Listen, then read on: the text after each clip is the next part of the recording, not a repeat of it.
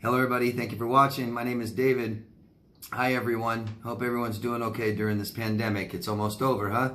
Well, not the pandemic, but the quarantine's almost over and we're going to be let out and life's about to start again. I hope you guys have plans and not just let out wandering around. I want to welcome new subscribers and new viewers. Hello. Thank you for subscribing to my channel. Other ways you can support me and help me is by voting and sharing this video in different places to different people, forums and groups, and maybe put it in a playlist. Really, really help me. Thank you. All I ask for you guys is to tell me your locations when you ask me questions, okay? And the questions I'm answering today are from last Monday. I do this every single Monday. Go down below in the comment section. Ask me anything you want. I'll answer it next Monday, okay? Locations. Tell me who you guys are from. Be general, okay? I got 2 more donations this week from Sarah and Willa. I want to thank both of you very, very, very much. Both of you have been major contributors to this channel. Thank you. Willa has been a long-time contributor. I really appreciate you. Thank you very much, Willa. And Sarah Zolkowski is an author and a survivor of narcissistic abuse as well. And I recommended this book before, and I'm going to recommend it again. It's such a great book. It's a perfect title. I think I'm backwards in the screen. It says Narcotic Love, In and Out of the Coma of Narcissistic Abuse. Perfect title, and it's a perfect book. This is a real great guide to help you navigate through and after narcissistic abuse. It really is. This really tells you all the ins and outs of it. It's just perfect. That's why I keep recommending it. So there will be a link for that down below to Amazon if you guys are interested in purchasing this book. And thank you again, Sarah and Willa. I want to make suggestions every single week. This week, I want to recommend a sleep monitor. And you guys can come up with, there's all kinds of different sleep monitors. I found some that you put in your bed and it monitors your laying down and moving around, how much you sleep, all this stuff. There's stuff that can detect how much you've slept when you wake up, how much oxygen you got, all that stuff. I found something cheap and small and practical with different uses for under $30, and it's just a heart monitor bracelet that also monitors your sleep. I'm telling you right now, for all of you who are recovering from narcissistic abuse, from toxic relationships, from any kind of trauma, the best thing we can do for ourselves is sleep. It is so vitally important that we get enough sleep. It totally determines our day the next day, and we need to have good days. We need to be well rested. We need to not be anxious. We need to be functioning very well with good memory and focus. And we need all the sleep we can get. And that is the only time your brain repairs itself. You guys, if you're in addictive relationships and traumatic and unstable, we tend to get addicted to these things. But it causes lots of damage to your brain. It shrinks and swells your amygdala and causes brain damage. And that is repaired while you sleep. We need 9 hours of sleep. 9, if you're recovering from this. If life is perfect, 7 hours, but we need 8. And if you're recovering from trauma, 9. It's been broken down recently pretty simply. This monitor, this sleep monitor bracelet from Amazon will help you commit to it, to yourself, to your future, to your sleep, your day, the next day. It'll help you invest. You're investing in it, and it helps you be aware. Okay, I ask a lot of my clients, how much do you sleep? And it seems like a lot of them don't really know. It takes a while to fall asleep. We wake up several times. We get up. We may take a nap. And you don't know really how many hours, and you don't realize you're actually only getting 5-6 hours of broken sleep. Horrible, massive anxiety. And right now we're so sensitive, and we have these horrible days, and we can't focus and remember things, and we feel just more ashamed of ourselves. It's a nasty cycle. So I'll put that down below into the description box. You guys want to check it out. There's a link to Amazon for the sleep monitor bracelet. But like I said, there's all kinds of different things you guys can get to help you monitor your sleep. So let's get on with the question. Again, please, everybody, tell us your locations. Tell us where you are from. Thank you. All right. First one is from Shelly from California. Again, she says. Hi, Shelly, again. I was wondering how you feel about antidepressants and other psycho drugs and how may change someone's personality. I feel when I was on these drugs, about a year I was taking them, I was more narcissistic. And when I got off them, I was in so much disgust with myself. I was in a relationship with a guy who told me he was going to sleep with anyone he wanted to. So we don't need to get into that, right? Your question is,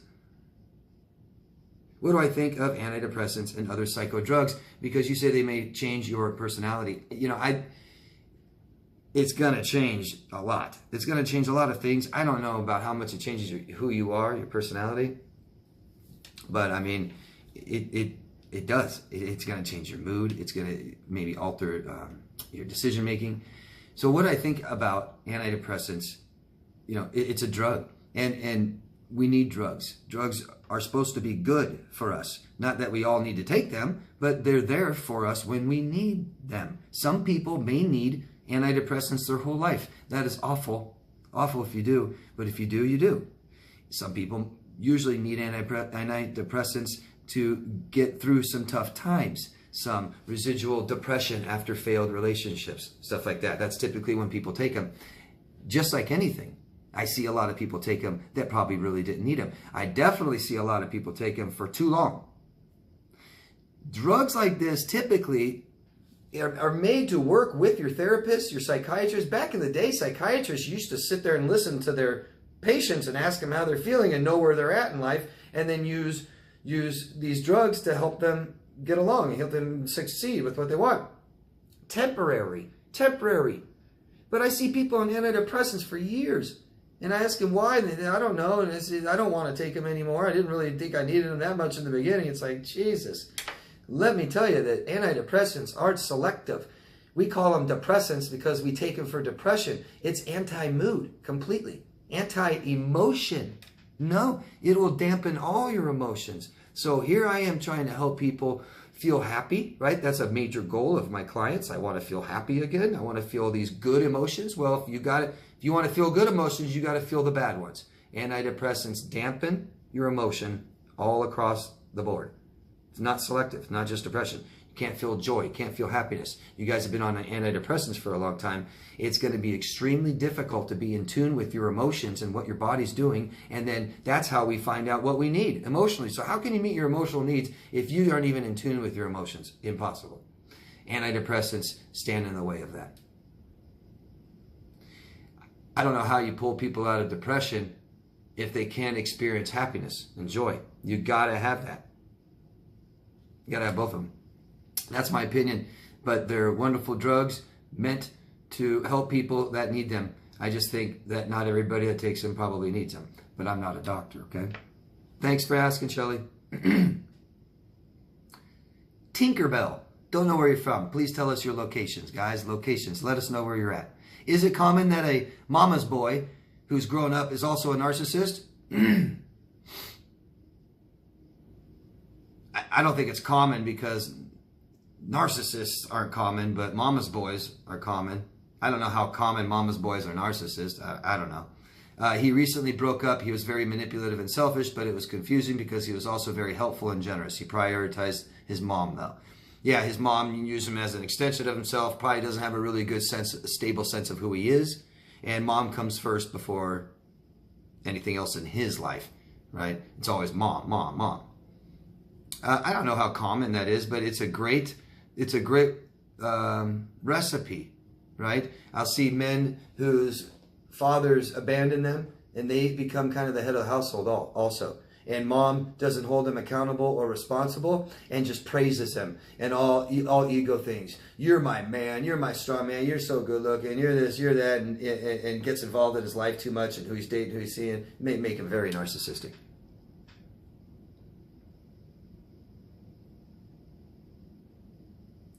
So, bro, dude, man, bro, from the East Coast. Oh, you're calling yourself codependent. Okay. Once I identify my childhood trauma, what next? From codependent East Coast. Once you identify your childhood trauma, what's next? Heal. Heal from it. We heal from trauma by understanding. And that might be difficult to know what I'm saying, but we've got to truly, truly understand why people hurt us. So you understand your abuser very well using compassion and empathy. And then that same compassion and empathy you use for yourself. These are things we need to do with someone else because we don't have a very good, clear perspective of our own life. We need someone outside looking in from a different perspective that's trained to do this, that knows where to take you and how, with lots of other success with other people, okay?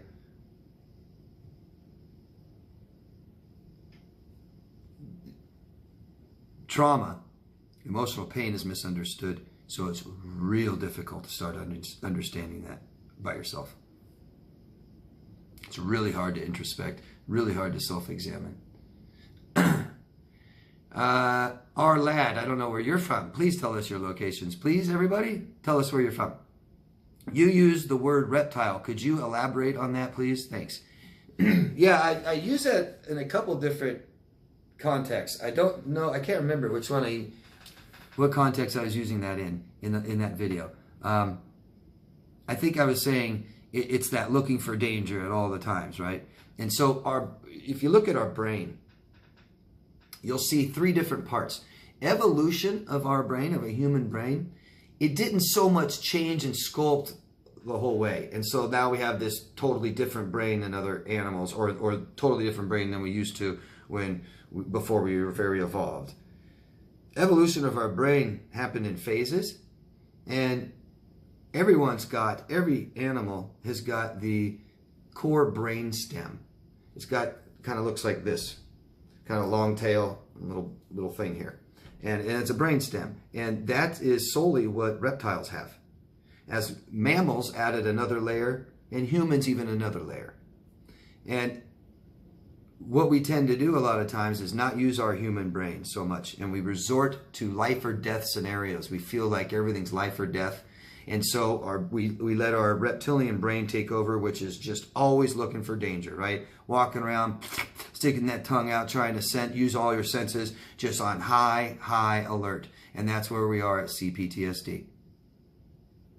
We have severely failed in our relationships. We've been totally traumatized, and we don't know why. We don't know how to stop it, and our brains are convinced it's going to happen again and don't trust us, and they are on high alert looking for danger all the time. That's why we wake up in the middle of the night, wide awake like a train's coming. I believe that's the context I used it. If not, please tell me, okay? Please ask again. Thank you.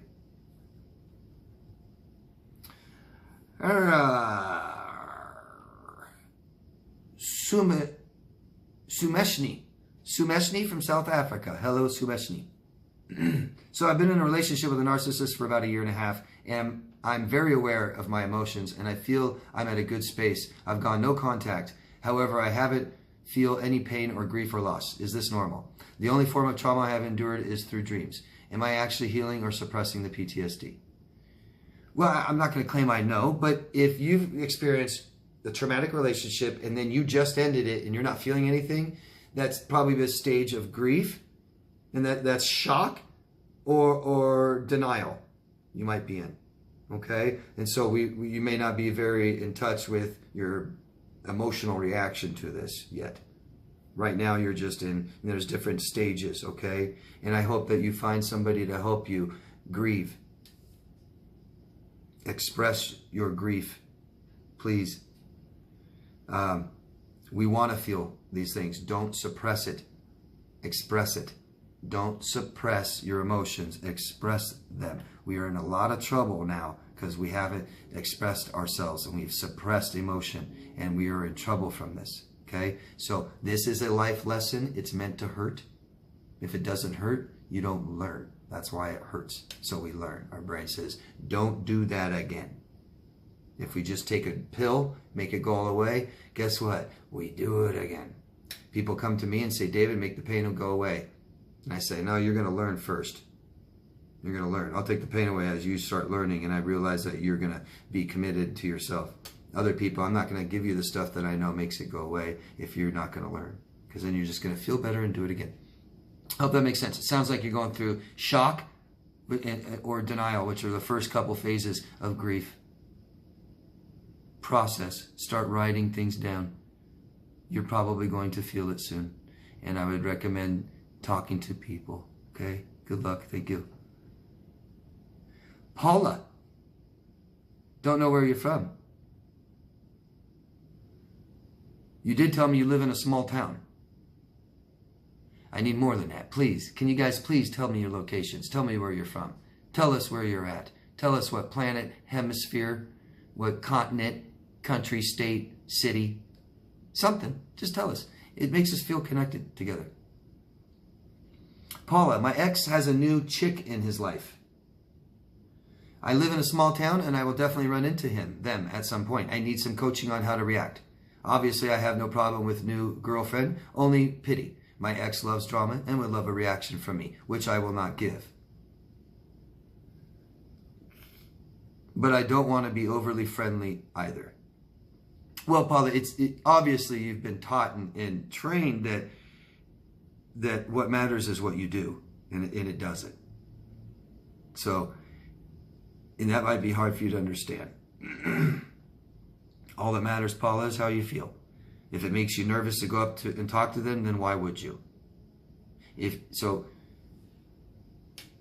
first, in any of these situations, you ask me what to do. Anytime people ask me what to do, you can stop yourself first and ask yourself, what do I want? Because almost everyone that asks me what to do, I ask them what they want. I don't know. That's the first step. And how could you know what to do if you don't know what to want? Do you want me to tell you what you want?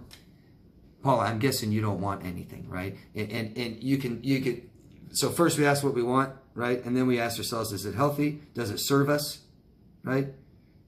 Maybe you want to go make them feel bad, and so you say bad things. Well, that's not who you are. You're going to feel bad about that. Paula, what do you really want? You want nothing. So that we start right there.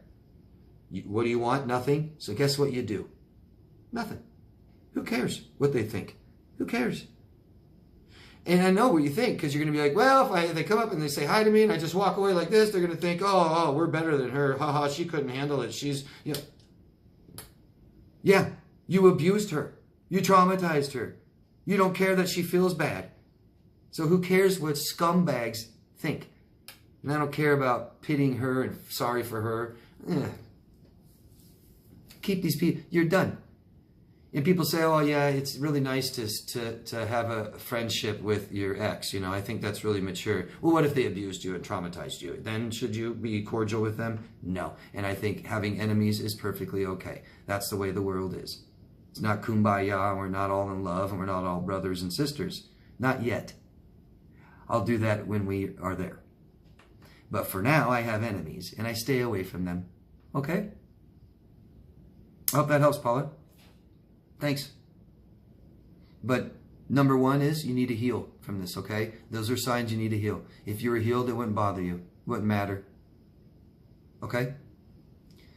Vanessa. Yes, from Latin America. That's good. That's close. That's where you're from. Thanks for telling me, Vanessa. I'm a little confused. Can a narcissist give closure? I guess they can, but they don't. They aren't aware. So you ask them to assess the relationship, especially assess the relationship where they were a really bad person in it. Good luck getting a very accurate description of what happened. Right? So that's kind of what closure is. You have to be aware. Why am I leaving you? I'm not attracted to you anymore. As harsh as that is, it's the truth, and that's what closure is, the truth. Right? You want closure, and I tell you, oh, it's not you, it's me, huh? That means nothing. It doesn't help you. I tell you I'm not attracted to you anymore. Okay, I get that. The truth. Can narcissists tell you the truth? Can't you answer that? Can't. And you're asking about a specific person. Do they value honesty? So why even bother? You're going to get an abuser's account of what happened while he was abusing you. Good luck. Good luck, Vanessa. Good luck. Can he give closure? I don't know. But you're asking me, so probably not. Okay? Thank you, Vanessa. I see you had a really long question after that, or you just wanted to tell me all about him and will he give you closure? And I don't know. I still wouldn't know. Anything you told me about him, I don't know him. And that's the thing, right, guys? We didn't know him. We didn't know them. We didn't know. It takes a long time to get to know someone. So you can describe someone to me all you want. I don't know them. I don't know what they'll do. Thank you. Thanks, Vanessa. Just want to see where I'm at here. Okay. Mike from Georgia. Hello, Mike. I'm receiving EMDR for CPTSD. I am not understanding it. I asked my therapist regarding CBT or DBT, and they said EMDR is a combination of all of that. Are you able to elaborate? Thanks for all your videos. Well, Mike, if you're giving an accurate reply of what your therapist is saying, describing it, they're wrong, dead wrong. EMDR, that was the eye movement stuff, right? That's not even therapy. It might be called therapy, but that's not therapy. It's supplemental therapy. I'm sure it helps people. I'm sure. I've heard it does. I've heard it does help some people. I've heard some people, no, it didn't help me. But whatever you're going to that for, you're going to need talk therapy. Not just that. And CBT and DBT is it's so involved. It's just huge. Dialectical behavioral therapy, cognitive behavioral therapy, the same as EMDR. Crazy, whoever says something like that. Crazy. You can show them I said this. They don't know what they're talking about, or they're lying to you because they're so inaccurate. It's not even funny. That's just some bad information right there. I don't know why they're telling you that. I hope that you're not accurate. I hope you're misquoting them, because that's just awful. I would say they don't even know what DBT or CBT therapy is. EMDR is supplemental. It goes along with talk therapy. So I'm not hating on it at all. But that's like saying, man, that's like saying I take vitamins for cancer. Do vitamins help cancer? Sure. Is that all you're going to do about cancer? Take a daily vitamin? Nope. Am I going to sit here and tell you that it's the same as, you know, whatever treatments they use, we all know, for cancer? No, come on, man. That's seriously a good analogy. That's about how effective. If you need DBT therapy, like borderline personality disorder, people need that. Yeah, good luck with just EMDR. And whoever told you that sold you that. Thank you. Hi, David. My name's Steve from Toms River, New Jersey. Hello. I have 2 questions. I'll try to be as brief as I can. The narc I was with had dated a girl for 8 years. So your ex is a female, and she had a female relationship for 8 years before you. She always dated guys her whole life. She claimed she was bisexual. That was her longest relationship. Only a girl she dated. Her family confirms that, of course, she cheated on her with the guy she was with before me. I found out a lot about this, and in fact, I know from my research my ex has got to be a narcissist. She would tell me that her ex-girlfriend would always threaten suicide.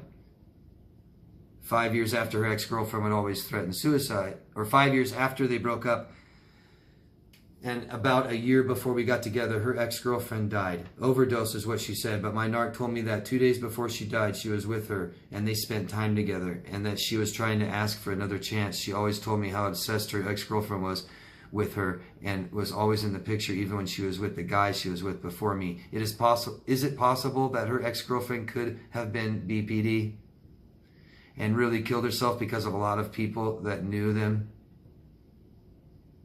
said that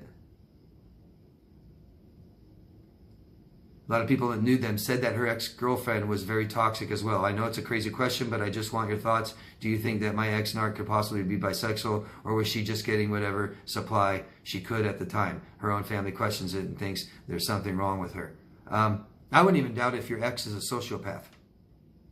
You're starting to get into sociopathic stuff there. Yeah. And she seems highly narcissistic, very narcissistic, and I wouldn't doubt it if her ex, the female, was borderline. Very typical, very typical. She killed herself. She's dating narcissists. I mean, there's 2 right there. 2 strikes. Yeah. And I forgot what I was going to say. There's something else you were asking me. Hold on here. Yeah, I can't remember. I think there's something else I was going to say, but yeah, she seems highly narcissistic. I'd look into antisocial personality disorder as well.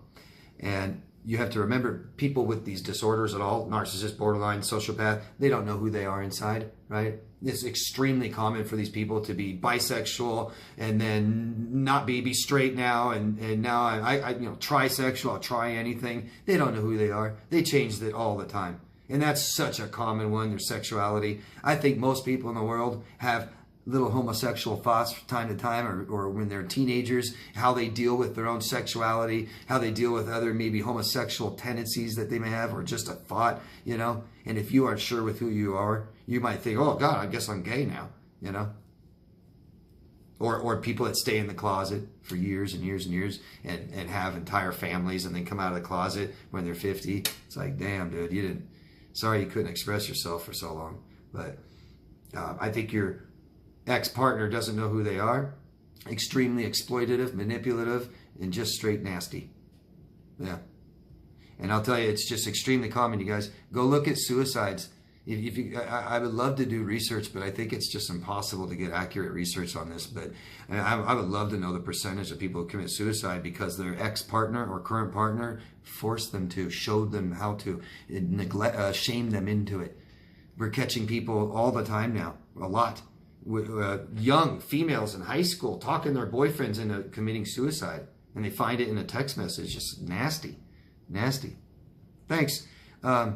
If there's another way I can help you, or you had another question about that, please ask. Let me know. Thanks. I'm going to stop this here for part 1, and I'm going to start part 2 in a few minutes. Thank you, all of you. If you could, please post this in different places, put in a playlist, subscribe, vote. I got a lot of people that say, oh, I don't subscribe to your channel because I don't have a YouTube channel. You have to actually get a YouTube channel instead of just watching videos to vote and stuff. Can't you just get a YouTube channel? It takes a second, please. People say, I don't want to leave comments and ask questions because my ex will see. Who cares? Get a different YouTube channel, use a different name, use a different email address. Come on, try, guys. Try harder. Thanks. Thank you. Love yourself first. I'll see you in part 2. Bye.